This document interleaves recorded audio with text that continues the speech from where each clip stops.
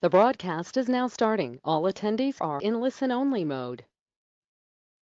Good afternoon, everyone, and welcome to another session with ARC Fraud Month and myself, Cornelius, the Director for Revenue Integrity here at ARC.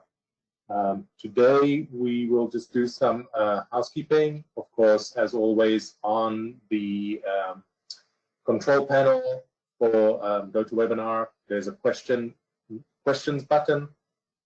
Please type in your questions there. We will be monitoring those throughout the webinar. We will also be recording this session and potentially put it out on our website. So please participate and ask any questions as they come up, and we will be monitoring those as we move forward. Of course, in this session, we will be discussing Actuary. So let me hand over to our presenter, Paul. Well, thank you, Cornelius, and good afternoon, good evening, wherever you are. Let me just see if this works. Did you hand over the controls to me, Cornelius? I did. You should have it. Yep, you should still have it. How's that? Any of that? Sometimes press enter, Paul, and then forward and see if that works. Yeah, normally if you click on it, it works, but it doesn't. Let me take control back. Well, I'm going to take control back and then. Oh, wait, here we go. Okay, now reassign. Okay, there you go. Here we go. Sorry about that. No. There we go. Oh, here we go. Here we go. Okay. Now it goes too fast. Here we go. Okay. A little hiccup there, no problem.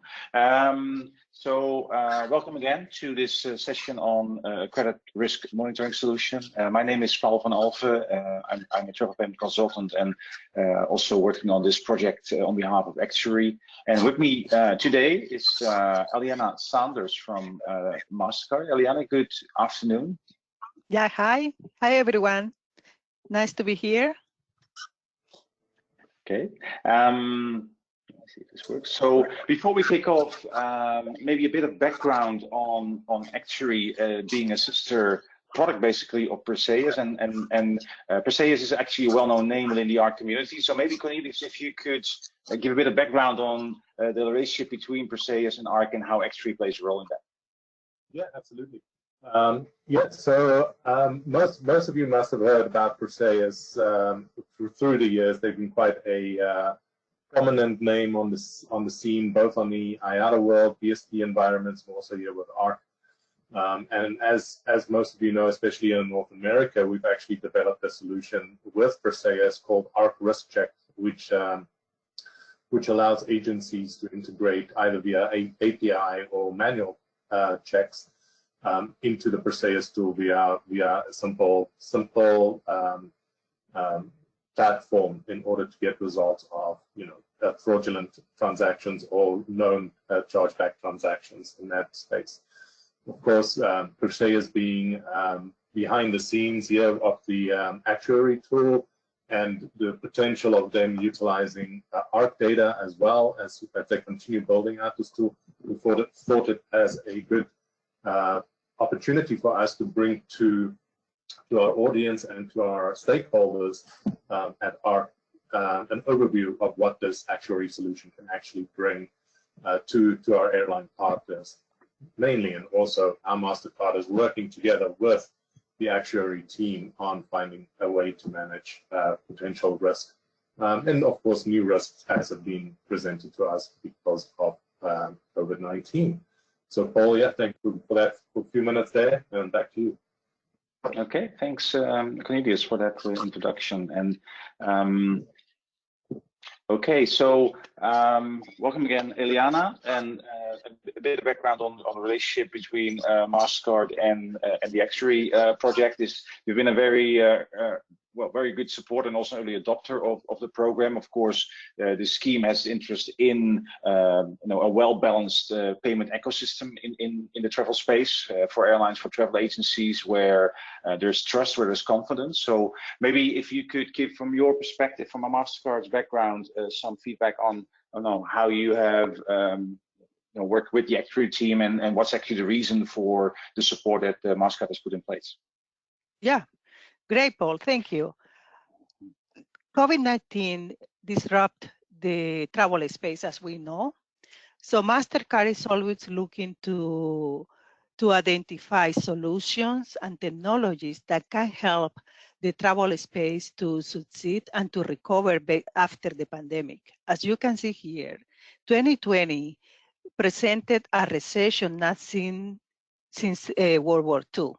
But we are in the path of recovery. Based on the IATA data, we will be in the numbers of 2019 around 2023. So we are in the path of recovery. So we need to work together to emerge strong and to be partners with all the components in the travel space. So second screen, Paul, please.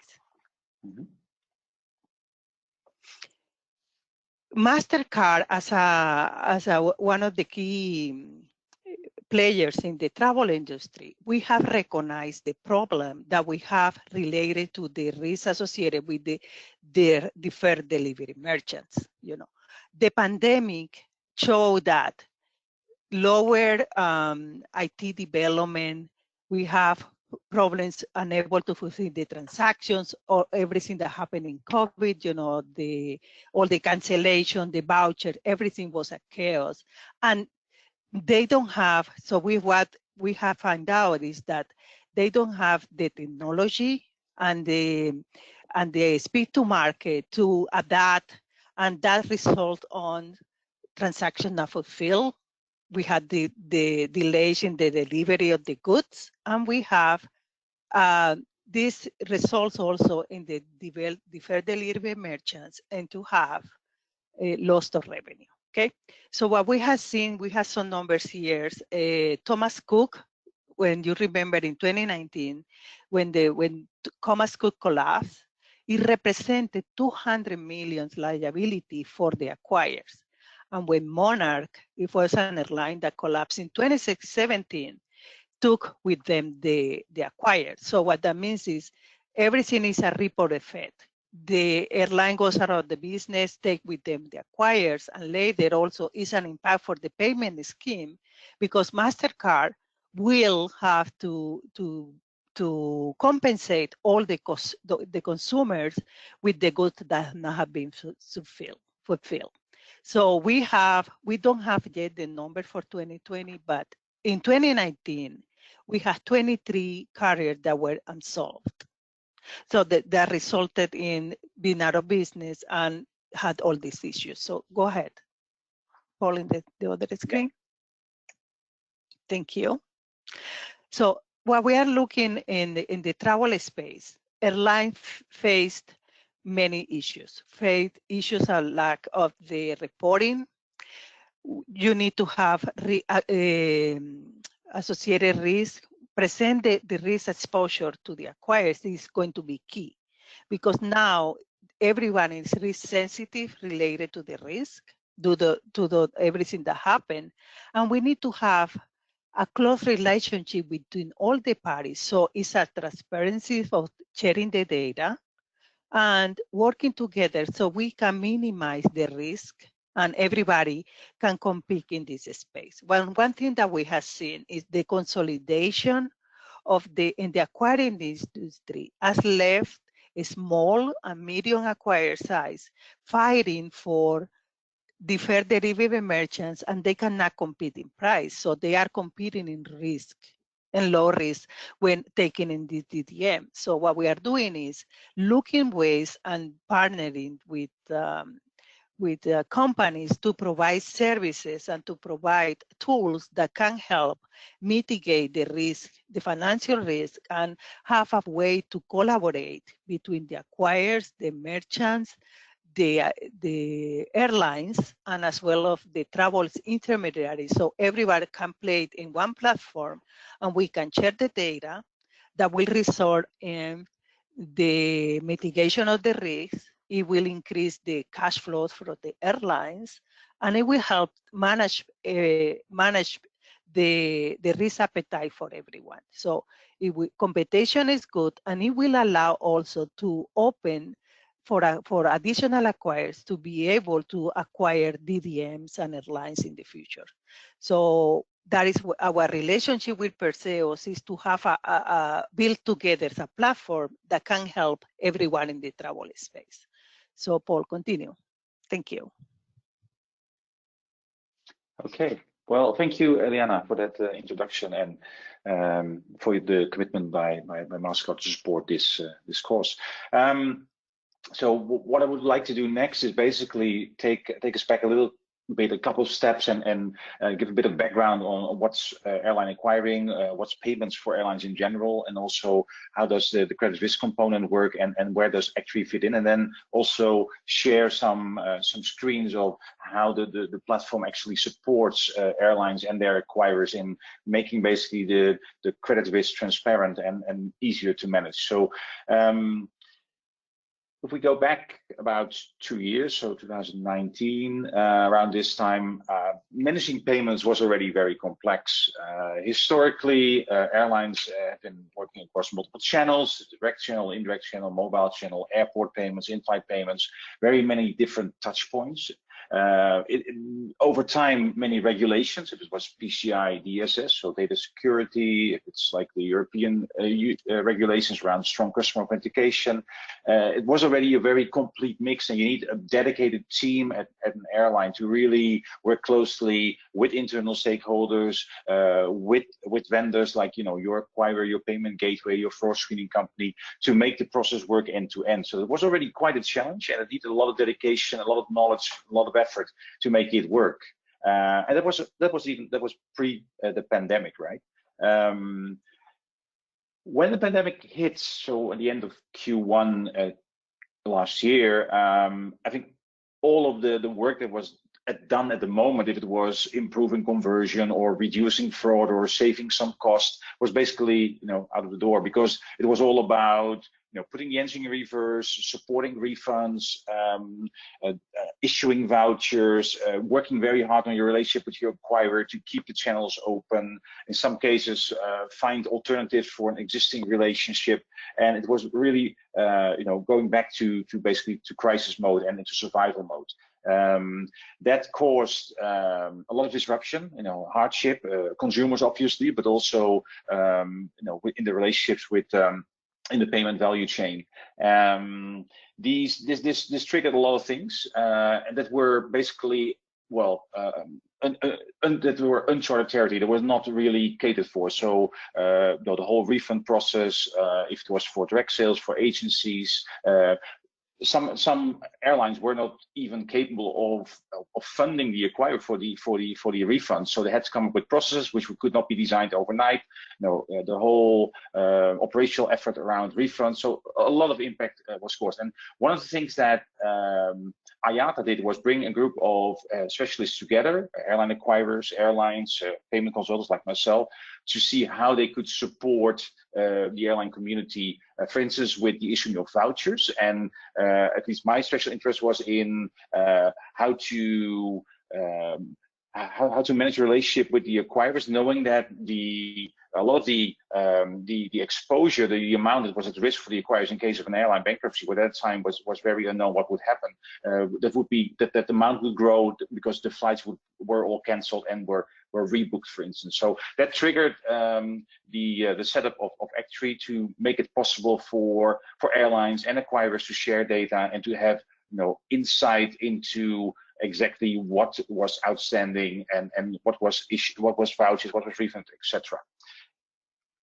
Before we go into the solution, maybe a bit of if you can call it airline payments 101, or what's credit risk for card payments, just to give you a bit of feel of what are we exactly talking about, right? Well, on the right-hand side, you see the clearing and settlement flow. So who plays a role in the process for card transactions, for Visa, Mastercard transactions in this case? So airlines, they partner with one or multiple Visa, Mastercard acquirers, but also three-party schemes like American Express or Diners Club Discover to accept cards. And in the setup where the airline is the merchant of record, it means that basically the payment is processed fully at the time of booking or shortly after that. So it's not at the time of departure, it's at the time of booking. And that means that there is a gap between the time that payment is taken and the time that the service is delivered. And that's basically the credit risk. So if something happens between the actual payment being taken and the service delivered, for instance, that the supplier of the service, in this case, the airline, is not capable of doing it anymore, they stop operating, for instance, then the cardholder, as part of their consumer protection under the card scheme rules, always has the right to go back to their card issuer, the bank that issued their card, and request, put in a request to receive their funds back. And that means that even if the airline is not capable of actually funding that because they, for instance, they stopped operating, then the buck stops at the acquirer, and that's why they have to protect themselves. So the merchant is liable for all chargebacks due to non-delivery, as long as it's operating. So if it's business as usual, if the merchant, the airline is financially healthy, there is no disruptions, there's transactions are processed on a regular basis, then the chargebacks, the transactions that will be reversed by the cardholder will be automatically deducted, debited from the sales that have been processed, and it will be reported to the airline, and nothing basically happens in that respect. There is no real risk there. But if the merchant defaults, if they stop operating, depends a little bit on the country where it's based, what the exact impact is. In the US, is slightly different than other countries, for instance. But that credit risk from an acquirer perspective happens if the airline is not there to basically fund those chargebacks or those refunds, and that means that the issuer will then basically they will pull the money from the acquirer, so they have to be able to deal with that and to cover that part of their risk. Well, risk assessment, there's basically two sides of the coin there. And bear in mind that when the pandemic started, there were a lot of big questions mark out there. Of course, we didn't know what would exactly happen. It was all a first time. It was unprecedented, as it was called at the time. But first of all, there is the likelihood that the airline will have to stop operating. Well, there was a lot of question marks around that, of course, at the time. And the second part is, okay, what if that happens? What amount is then at risk, and what amount is covered by a collateral, by a deposit, and what's the remaining amount that the acquirer would then be at risk for if this worst case scenario would happen. So what's the exposure? That's the transactions basically paid to the airline by the acquirer, but not yet fully flown, delivered. And there's also, by the way, chargeback fees that come to that as well. But that's what a credit risk team at an acquirer, they keep track of exactly the amount that's been paid out versus what could potentially be reversed in the worst case scenario that the airline stops operating.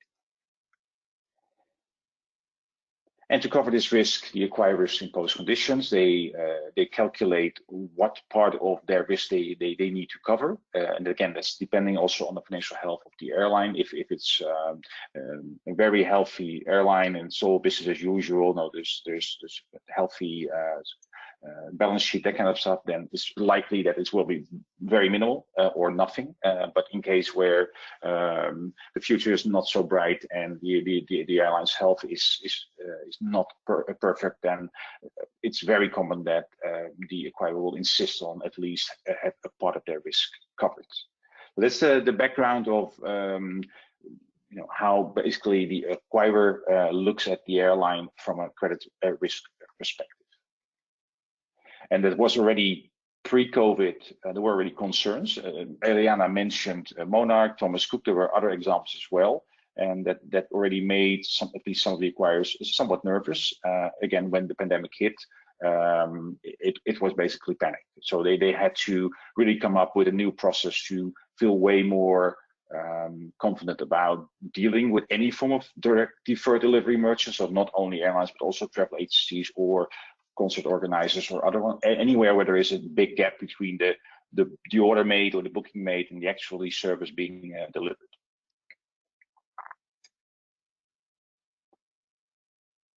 Yep, I mentioned that. Okay.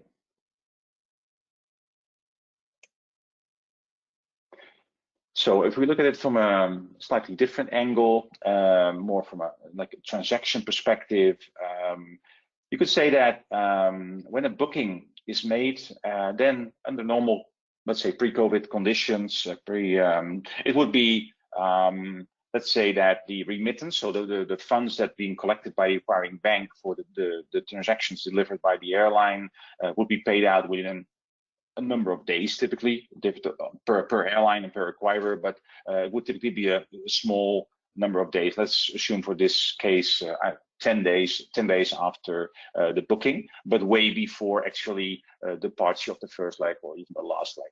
And the difference between the funds being handed over to the airline and then the service actually being delivered, that's the what we call the original exposure. So that was it. That was pre-COVID, and yes, there were some changes, but it was a small percentage. Sometimes a flight got cancelled, and some refunds needed to be provided for that. But it was only a small part of the overall number of transactions processed, so it was not really a big deal.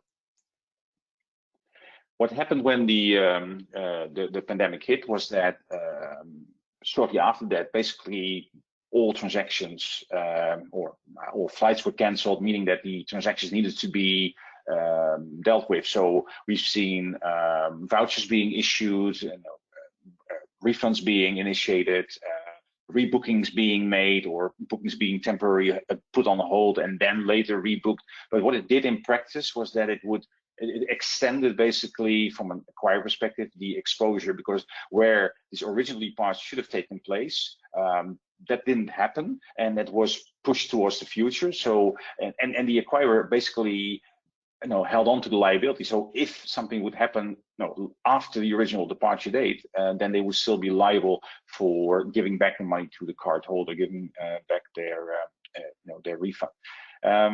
What also happened in the meantime was that this took 1 month, multiple months, and like I mentioned, airlines were struggling. They had furloughs, they had layoffs, they needed to get basically act together from a refunding perspective. So it took time to get up and running there. But in the meantime, because this took so long, consumers also basically lost their patience and started contacting the issuing banks. Although they were instructed not to instantly accept the chargeback, a lot of them did, and these were then also triggered by the consumers and hit the acquiring bank. And the acquiring bank, was supposed to give it back to the issuer, but the airlines were not, in a lot of cases, not capable of paying that. So if you look at how the acquirers before COVID actually kept track of this, then it was the settlement data. So with the request to settle the transaction also comes the itinerary data, the level 2 and level 3 data, but it was at the time of booking, so it was pretty much static and no updates were included. And if you then look at what was originally pre-COVID used for all this monitoring and calculations and forecasting, it was the static data at the time of booking, ticketing. What was actually needed was to add to that any updates that happened after the original ticketing was done, the original settlement records were sent in, and those are those the vouchers that issued, vouchers that redeemed, rebookings were made, new departure dates were determined, and that would then was needed to update the exposure that the acquirer calculated on a daily basis for the acquirer, and that helped them to keep an eye on their credit risk conditions and make sure that it was in line with the true risk and not with the perceived risk, for instance.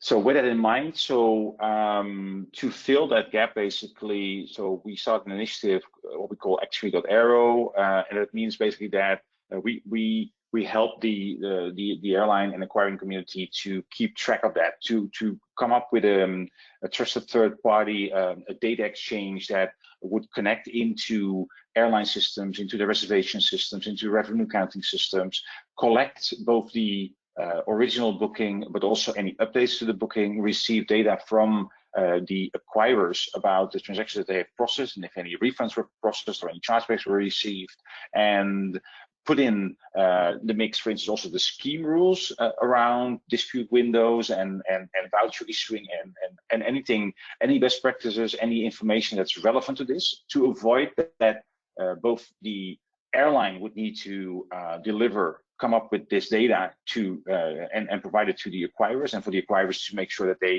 would be able to crunch this data and to convert it into information that would help them to have a full and complete understanding of the credit risk situation with their airline customers. So what does Actuary.aero do? Basically, it keeps track of the full life cycle of the sales transaction. So not only the original one, but also what happened after the booking. It was fully canceled or partially canceled, or it was partially refunded, or it was rebooked, and that at a very granular level, basically at a ticket level and bottom up, and then consolidated into dashboards, into reports, into alerts, into triggers to send the funds to the airline, and anything to help the acquirer to manage this way better than before, because it was very static or very legacy in a lot of cases, and that needed improvement. And I think as an industry, as a payment industry, we say, well, we really knew that, but it was never really broken. So there were other priorities. There was no real reason to fix it. I think the pandemic really broke this system, and it needed really a good fix. And that's what was triggered by the pandemic, and that's what we have developed for you as an industry, and that was we will be work on together also with ARC in this situation. Let me see. And I'm just looking at the clock, Cornelius. If there's any questions coming in, or if you have any comments, feel free to break in. Yeah, thanks, Bill. Yeah, no questions at the moment, but I'll post it the minute we get something in. So again, just to re-echo what I said earlier. I know we started out with probably 7 attendees. We now have 31 attendees. Just for those who joined, please look on the menu bar, look for the question drop down, and please feel free to submit your questions to us in writing, and we will be picking those up as they come in. Brilliant. Thank you, Paul. Okay. Hey, Paul, actually, this is Doug. I've got a question. How would this system handle the rise of cryptocurrencies and all the volatility associated with cryptocurrency as it slowly makes its way into our industry? I'd like to take it a bit wider, Doug. We're talking about Visa, Mastercard, or the acquirers that handle both the major schemes.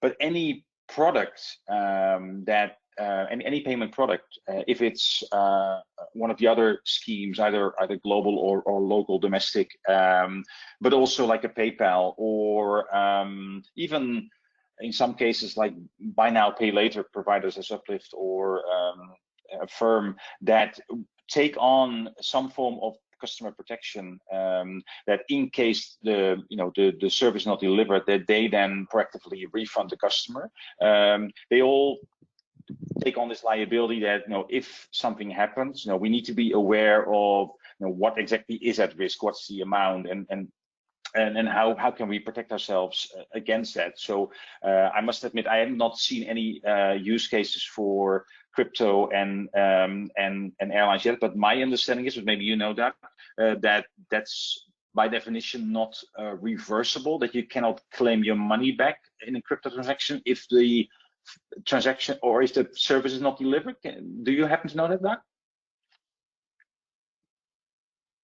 No, nothing on my end. It just was wondering if you had any insights as that's slowly makes its way into our industry. No, we have not projected this on crypto yet. Also because things like it's maybe more a European thing than in the US, but like open banking payments where you push money from your bank account to the merchant. Those are typically also, because you push the money, they're not reversible. So that would mean that even and from that's not really good from a consumer perspective, by the way, but if something happens, then as a consumer, you don't have dispute rights, so you can't claim it back. So that is, from an airline perspective, and it's positive, because they don't have to put a deposit in place to cover the risk, because there's no way to reverse it. I personally think that in today's let's say pandemic, post-pandemic world, that consumers are more critical about, what the risk is if they use certain payment method, and how easily can they receive a refund, or can they reverse it if that's the outcome. And I don't think that's the case with crypto. So, but definitely the case for the more traditional card schemes that have built that. That's part of their DNA, right? To have insurance and protection built in. So that's where this comes up most. Thanks. Okay.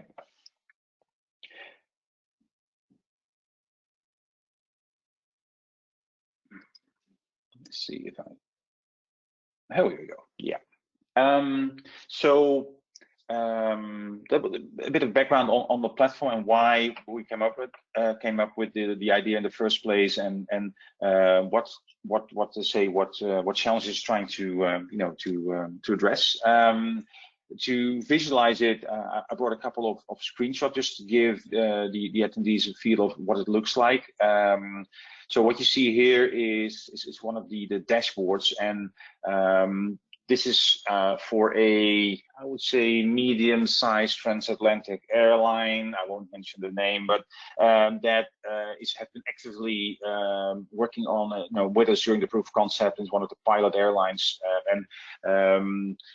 so what you see here is, in the end, it's all about the total remaining exposure. So it's a consolidation, bottom up, of all the individual bookings and the tickets that have been issued and all the changes that happened over time. It's all then added up. And by the way, within the mix, the scheme rules around what can in practice actually be reversed, and so we added up in the total here. And in this particular case, at that given date, and I think it's well, I think I made a screenshot last week. It's $173 million that's remaining. This is the gross exposure. I mean, there is the airline will most likely have a deposit with their acquirer, so that needs to be deducted. And of that, you see that 153 million is open. That means that booking has been made, but the departure date is in the future. So that's still to be serviced. A huge chunk of it has been flown of this total number. And by the way, for this particular case, that's typically what we do is we start with data coming from, let's say, end of Q1 or early Q2 2019 to have like a full year pre-COVID, and then all the data since then to have the full picture. You see here the vouchers, so we also read voucher information, which bookings have been turned into vouchers and that have been fully or partially used. Quite a significant chunk has been refunded as well. There's a lot of catching up that was done over the last year or so. And then there are two other categories. One is although the bookings were canceled, they were, let's say, rebooked. But in the meantime, so much time has elapsed, so that technically, according to card scheme rules, the issuer should not allow any reversal, any chargeback to be submitted and to be accepted. The rules differ somewhat by scheme, but it's like 540 days after the original booking, or even after the voucher was issued, or after the original flight date or the new flight date. So it differs. There's multiple rules that play a role in there. But by introducing these rules into this calculation, a lot of our airline customers also were able to reduce their overall deposit because they were looking at the true exposure and not the number where these rules were not taken into consideration. Unfortunately, also part of that, those bookings that were in the end not refunded were in the end charged back. So that's what you see here as well on this total overview. If you look at it from a slightly different perspective, this is just another way to also. And by the way, maybe it's good to understand that these dashboards, I mean, there's one single data source for an acquirer and the airline customer, and they both have dashboards where they can look at the numbers and at the trends and at the forecast, and it helps them basically to have really open and constructive and transparent discussions around, okay, what did the history look like, where do we stand now based on the bookings that already been submitted and done, and also their plan plans for the near future. What will the risk look like over the next 3, 6, 12 months, and how can we work together to to minimize basically the collateral that's needed to support that. And this gives an idea of, okay, from in this particular period, this last year, from all the bookings made, what part was already flown, what part is still open and was turned into a voucher, what was refunded.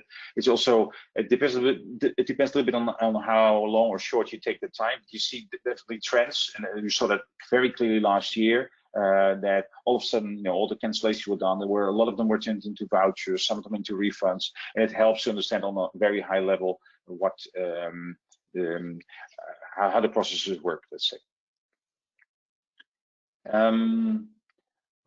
So if you, in the end, it's about how does the exposure develop? How does it reduce? So we call this the exposure reduction chart, and you see here that. The amount, of course, there's seasonality that plays a role, but especially, of course, at the end Q1 last year, Q2 last year, you saw that hardly any new bookings came in, but the existing bookings that were not flown yet the overall majority was cancelled. The last portion was converted into vouchers, and that's where you see that the exposure went up significantly. Since then, the number of bookings has been pretty low / consistent, and you still see that therefore with all the vouchers that are still out there and the rebookings that were made, that's still a significant part of the bookings are making up the exposure.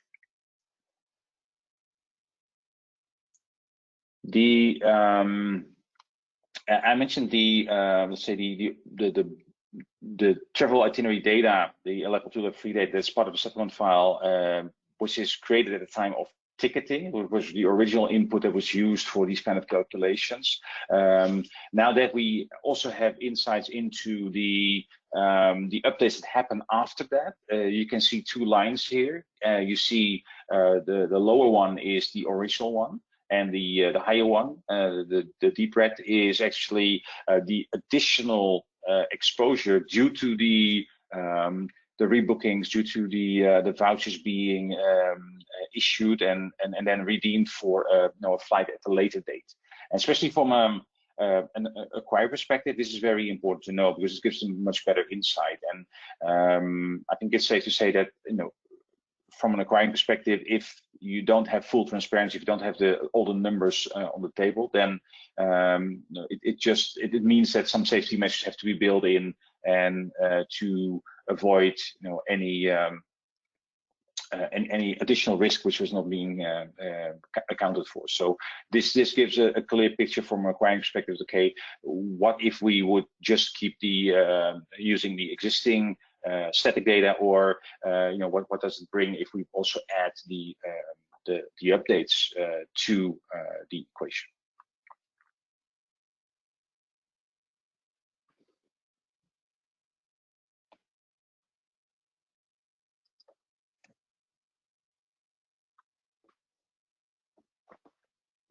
What triggered a lot of this actually was that vouchers, credit notes vouchers, although already in place with most of the airlines, they were used pretty much for if a customer was bumped off a flight because it was overbooked, if an individual flight was cancelled. So it was never used at such a large scale than starting in Q2 last year, and that meant that a lot of processes were like manual, pretty much. They were not set up for large volume processing, and especially there was no existing reporting line or reporting tool to inform the acquirers and the other schemes about what kind of voucher for what amount, and also what is the expiration date, and was it redeemed or not. There were even cases where airlines started off with issuing them with a validity period of like 5 years, and already quite soon it became quite common to let's say not only to do it like for 1 year, but maybe for the next season, so to make it like 2 years. And for the acquirers, that meant that they had to hold on to their liability way longer than they originally anticipated for.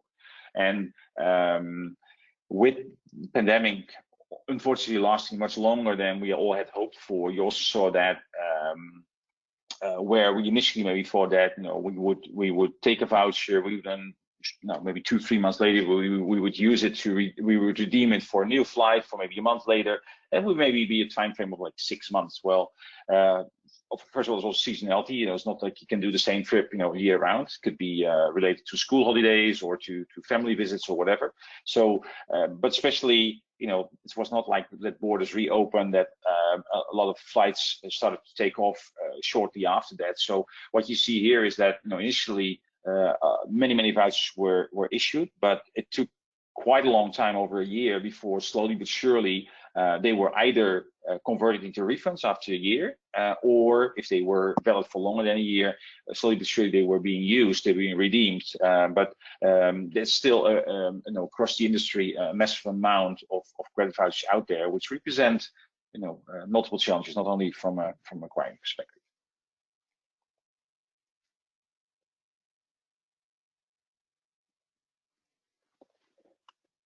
I already mentioned that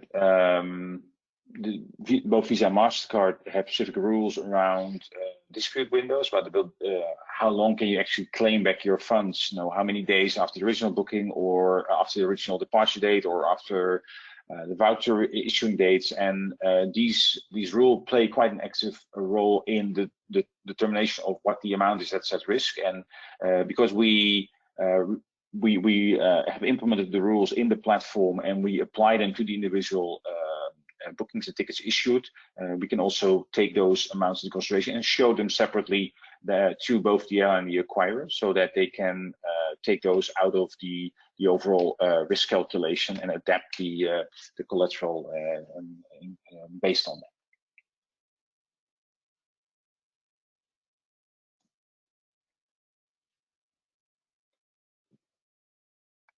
Okay, so let's have a look at the role. So and the airlines obviously have to collaborate to use the platform, but also to submit the original booking information and also the updates. What we typically advise is for the acquirers to basically host a relationship and make it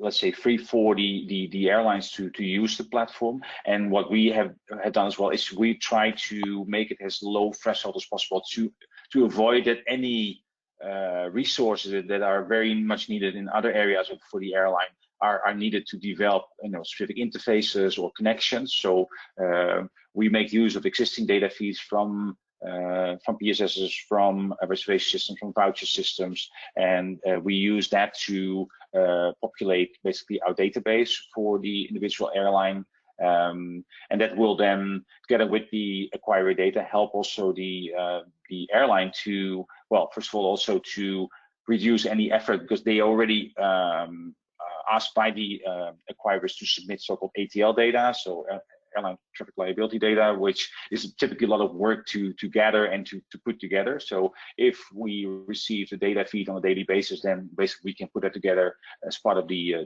solution. And it will definitely also save cost on resources side on the airline. And we can also, I think that's one of the things that we've seen as well, is that due to the pandemic, like I said, the ecosystem with the acquirers has been quite under a lot of pressure. Unfortunately, a major airline acquirer also collapsed unrelated to the pandemic last year, and put a lot of airlines basically in need of finding either a replacement or a secondary acquirer next to their existing one, and it helps basically the airlines to find acquiring partners, but again, because they can then also offer already during the onboarding, during the processing, all the data and any information, and to make the credit risk teams of the acquirer to feel more confident about working with the airline.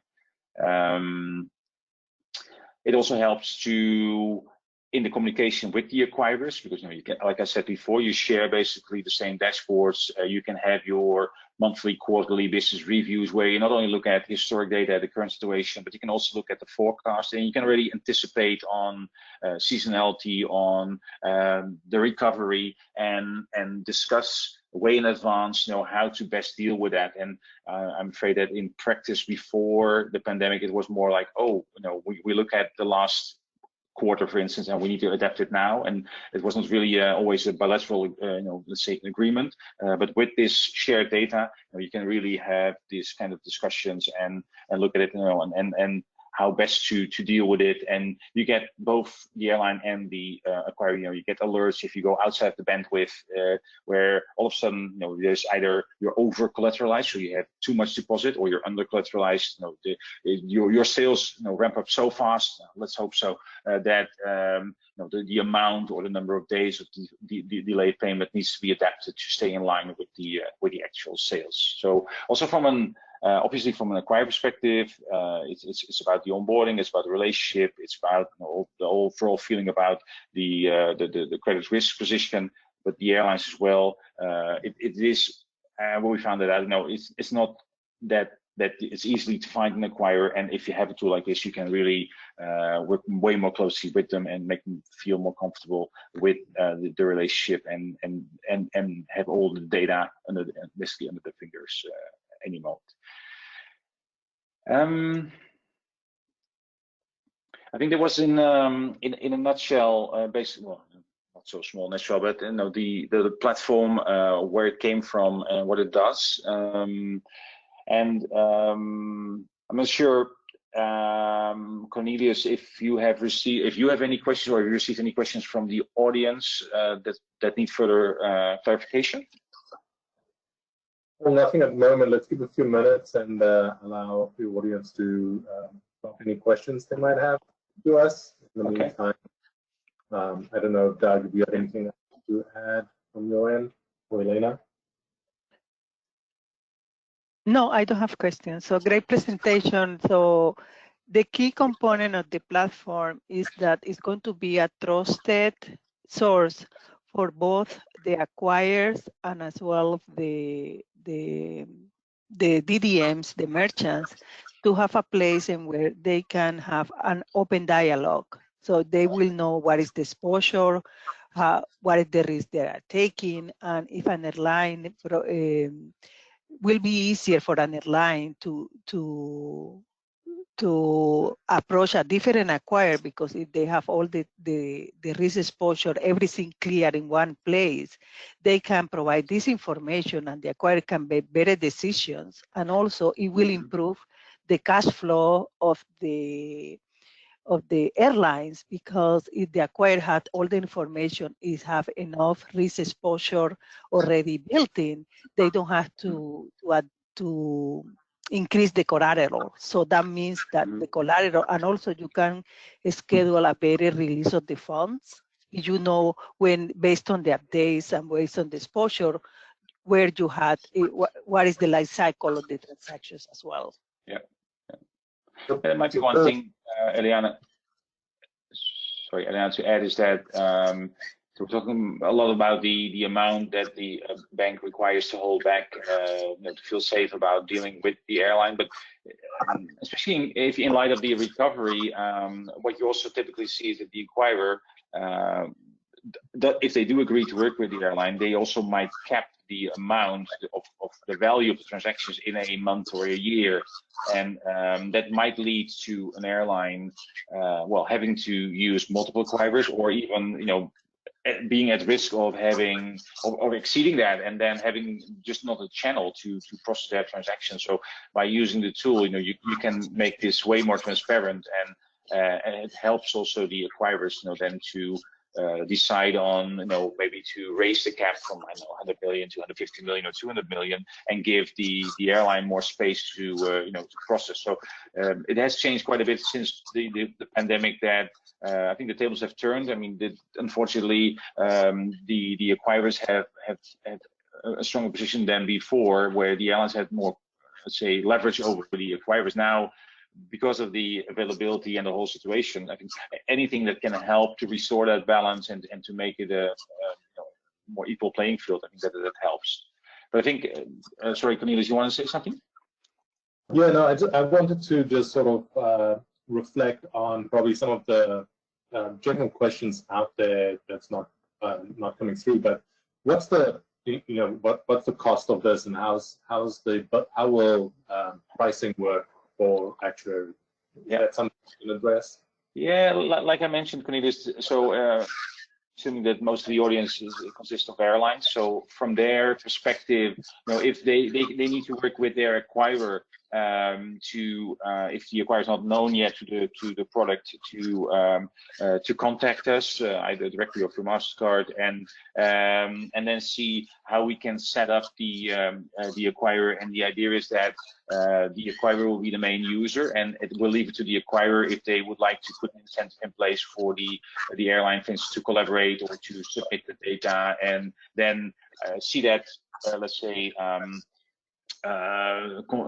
confirmed in if it's a lower cost or better collateral or a higher cap. But that's part of the discussion between the airline and their acquirer. But from an airline perspective, check with your acquirer if they are aware of the tool, and if not, please let us know, and we can take it further from there. And then it's a question of onboarding both the acquirer and the airline, make sure that the data feeds are in place, do all the trainings, make sure that you understand fully how the system works, and you're up and running. So typically that's a little bit on the systems in place, but would be anywhere between 3 and 6 or 8 weeks to get up and running. But it starts with awareness, and that's what we're trying to do today, to make you aware of this tool, and also the support of Mastercard in this area to help the airlines work in a very constructive way with the acquirers, and make sure that we go back to business as usual as soon as possible. So it's ultimately something that it's a tool that can help the airlines in their discussion with the acquirers for better terms, fundamentally. Yeah, and it could well be could use like if it's midstream, if you're processing and you see your conditions deteriorate, and you would like to make sure that that stays within acceptable limits. But I think we also know that there is a subgroup of airlines that are, if it's for channels or certain markets, are struggling to actually convince nowadays to find an acquirer that's willing to work with them. And this tool helps those airlines as well to work with acquirers, because they can make the acquirers feel way more comfortable with the transactions that they process and the risk that bring. And I think that's what we've seen so far. And we have about 15 airlines using the system at the moment. Obviously it was triggered by the pandemic, so it's a very young system, but it's based on the Perseus technology that's been very successfully used over the last 12 years for sharing fraud data between airlines. And we hope that by the end of the year that we have a significant number of airlines on the system, with a whole range of acquirers that will also be supporting the platform. So yeah, we're building it from scratch as a kind of a community tool to make sure that we support the ecosystem and restore the balance, and make sure that there is sufficient supply in the ecosystem to meet hopefully soon the returning demand, and also create a playing field where airlines can actually select acquirers and can negotiate, and not are completely at their disposal because there's no other choice. Right. So we got one question in here, Paul, and I'm not sure if you're in a position to answer it just yet, but the question reads: the understanding is that this is primarily for the airline's direct sales. How will it work with travel agents? So coming through the that's a very, very, very valid point. And if you look at travel intermediaries, if it's travel agencies, corporate leisure, TMC, if it's tour operators, that's if it's a pass-through, then of course it's the airline being the merchant of record, and no, the travel agency doesn't play an active role in it. But I think one other aspect of the pandemic was that at least what I've seen in large parts of the world is that it created a further shift away from BSP cash, IATA BSP cash, to the use of virtual cards and consumer cards, or the agent's own card, as it's officially known. And I don't have the numbers in front of me for ARC, but I think only a small part of ARC transactions was already paid with cash, right? I think it was only 10% or so. But so the so the first and what triggered this initiative was of course the airline situation by IATA, but now directly after that we're looking at we're in the middle of looking into how can we also supply the travel agency community with this, and where they are the agents of record for card transactions, and where they also have to work with acquirers to convince them about their potential risk and whatever collateral or deposit or safety measures need to be put in place there.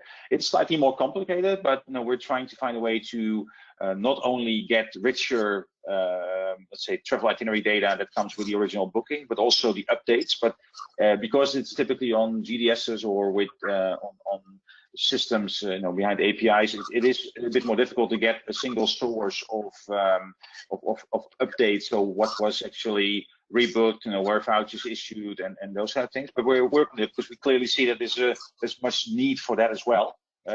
So we're working on a pilot at the moment. So we hope also to work closely with ARC to look at the results and see how we can scale that up. But it's slightly different. On the other side, there's also for instance, cruise lines or other accommodations providers that where they sell their own inventory. That's pretty similar to the way we look at it from as the airline situation, where there is indirect sales, where it's like B2B step in the middle. It's somewhat more complicated, and there's also quite a lot of different regulations per country protecting consumer, for instance, with consumer protection schemes like ATOL in the UK, for instance. So yeah, that needs a bit more research, but it's definitely high on our agenda. But next to that, anything where like Eliana said, deferred delivery merchant. So there's a gap between the booking and the actual delivery of the service. If it's a flight, if it's a hotel stay, if it's a cruise package, that's from a car scheme perspective, they're all of main interest. So yeah, we're looking into that as well. Yeah, the MVP, like we call it, the minimum valuable product, will be the airlines, but we are looking to expand it to all the travel sector, and as well in the entertainment, because concert tickets, they have it's a time between the purchase of the concert ticket and when the concert is held. So we are looking also to cover the travel and entertainment space. That is in the forecast, in the pipeline, and we're working together to make it happen. Yeah, exactly. Okay, Cornelius, were there any more questions, or would you like to wrap it up? No more questions, it seems. Yeah, I think it's a good time to wrap it up. I would like to thank you, Paul and Elena, for jumping in and discussing Actuary with us today. Elena, I know you jumped in your last minute, so thank you very much for that. And, no problem. Yeah, and to everybody on the line, thank you for joining us, and I hope this has brought you some value or some additional insights of solutions out there for you. Of course, there's on this slide there's Paul's information and the same. And Eliana dropped in or came in as a last-minute replacement, and in this version, her contact details are not there. But feel free to either contact Art directly or contact me, or even if you contact Chiara, who's here on the screen, she's very heavily involved as well, so she would also answer your questions. Perfect. Yes. Thank you very much, everyone, and have a great rest of your afternoon, evening, morning, wherever you might be. Thank you. Thank you. Okay. Bye-bye. Okay. Bye-bye.